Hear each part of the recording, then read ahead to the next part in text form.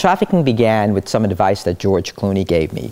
You know, I said to him, I said, George, I want to be just like you. I want to be able to direct, produce, act in, write in, you know, like films like you do. And he looked at me and he says, okay, George, what are you working on now? And I kind of said, nothing. I'm going around trying to, you know, get some work. And he looked at me and he said, you know, write something for yourself.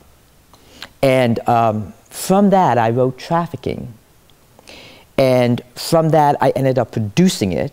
And it was the best advice I'd ever had, because all of a sudden I found myself writing something, wanting to cast it, wanting to produce it, wanting to get it all together. And that's how I got my fantastic team together.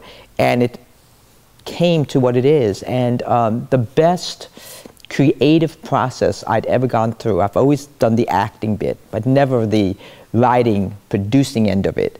And my hat is off to George Clooney, because I tell you, it's like, you know, it's hard enough just to act and do that, but to also wear the producer's hat is, God, difficult. And when things don't go the way it's supposed to, and you know, you're supposed to do your scene in 5 minutes, but something didn't show up, and the lighting is wrong, and you have to all of a sudden go out of your character and try to correct it or find a solution. It's pretty tough.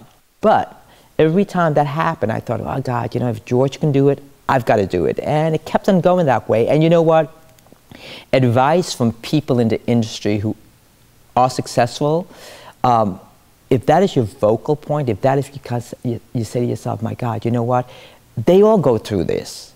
So if they go through it and they make something of it, you can too.